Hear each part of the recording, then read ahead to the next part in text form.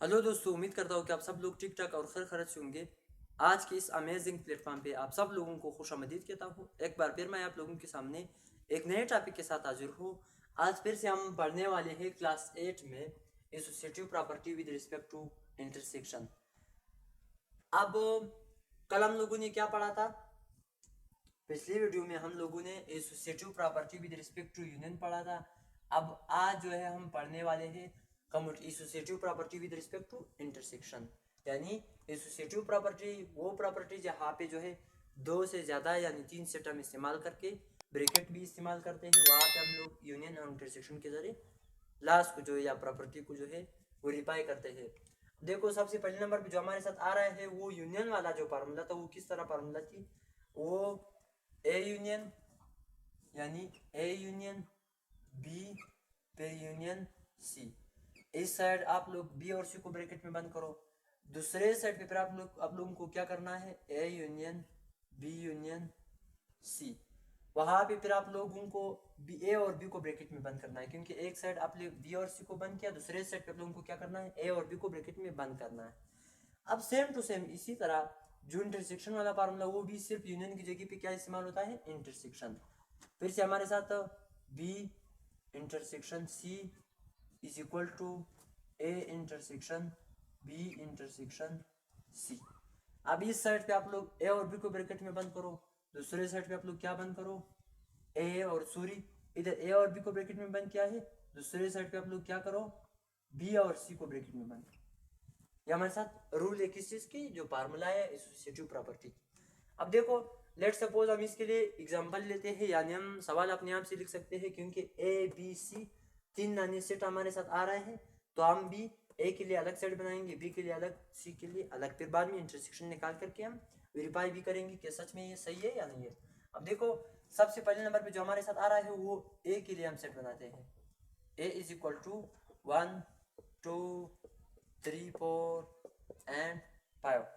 फिर इसके बाद हमारे साथ दूसरे नंबर पे जो आ रहा है वो बी है। बी के लिए हम सेट बनाते हैं 4 फिर 5 6 7 फिर ब्रैकेट बंद। इसके बाद हमारे साथ जो है वो किस चीज़ के लिए सेट बनाएंगे? सी के लिए।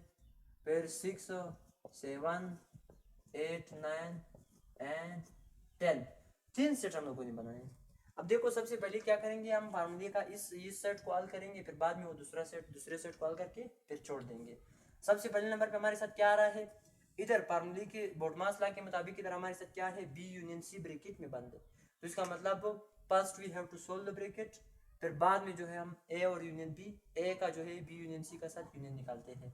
अब सबसे पहले नंबर पे हमारे साथ बी यूनियन सी आ रहा है, तो हम भी यहाँ पे बी यूनियन सी का सॉरी, क्योंकि यूनियन तो हम लोगों ने मालूम किया है, हम इंटरसेक्शन के बारे में पढ़ेंगे। इंटरसेक्शन में हमारे साथ जो पहले ब्रैकेट में आ रहा है वो क्या है? A intersection B. A intersection B is equal to, अब सबसे पहले क्या करना है? ए की जगह पे ए के एलिमेंट और बी की जगह पे जो है बी के एलिमेंट, दरमियान में इंटरसेक्शन की जगह पे हम क्या लगाएंगे? इंटरसेक्शन ही लगाएंगे।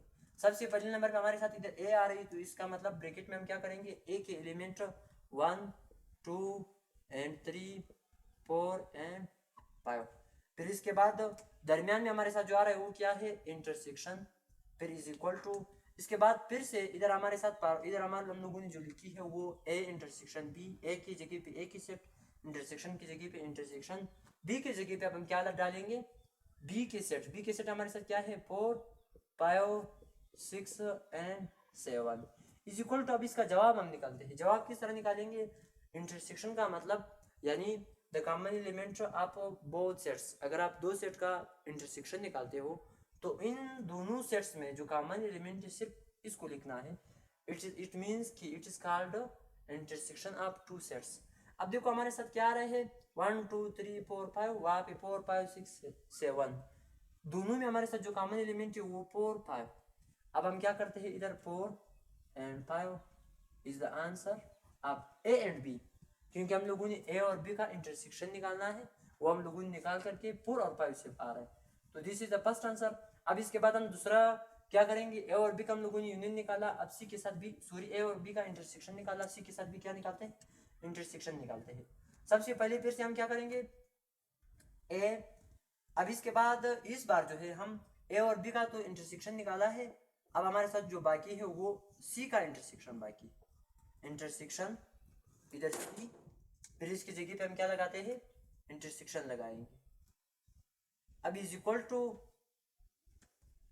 टू के बाद हम लोग क्या इस्तेमाल करते हैं, सबसे पहले नंबर पे ए इंटरसेक्शन बी आ रही है, तो उसका मतलब ये है कि ए और बी के लिए हम लोगों ने जो ए और बी का इंटरसेक्शन निकाला है उसके लिए यहाँ पे हम लोग वो वाला जवाब लिखते हैं।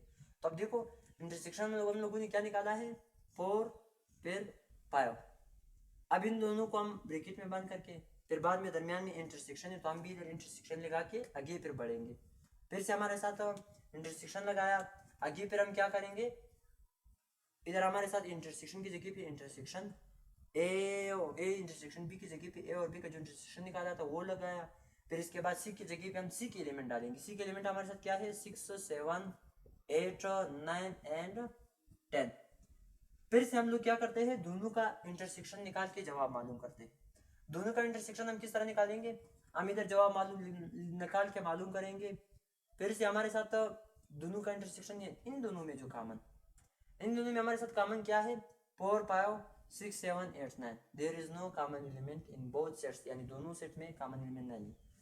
क्यों, क्योंकि हमारे साथ 4 5 यहाँ है, वहाँ पे कुछ भी नहीं है, तो वहाँ पे जो नंबर है वो इधर नहीं है, तो हम इसके लिए क्या बना सकते हैं, नल सेट।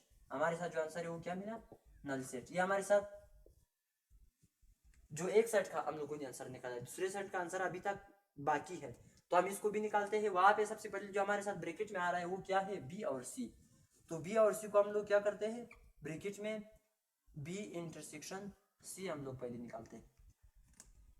फिर इसके बाद हमारे साथ बी इंटरसेक्शन सी अगर हम निकालते हैं तो हमारे साथ सबसे पहले नंबर पे बी आ रही है, तो बी की जगह पे हमें बी की एलिमेंट डालना है। फिर बाद में दरमियान में इंटरसेक्शन, फिर सी की जगह पे सी के एलिमेंट डालना है। अब बी के एलिमेंट हमारे साथ क्या है, 4 5 6 7 एंड ब्रैकेट। फिर इसके बाद दरमियान में दोनों की क्या रहे है, इंटरसेक्शन, तो हम इधर इंटरसेक्शन लगाएंगे। फिर से इंटरसेक्शन लगाने के बाद हमारे साथ इधर सी रह गई, पहले बी है फिर यू है फिर इंटरसेक्शन फिर सी की जगह पे फिर हम क्या लगाते हैं, 6 से लेकर हमारे साथ 10 तक, 6 7 फिर 6 7 फिर 8 9 एंड 10।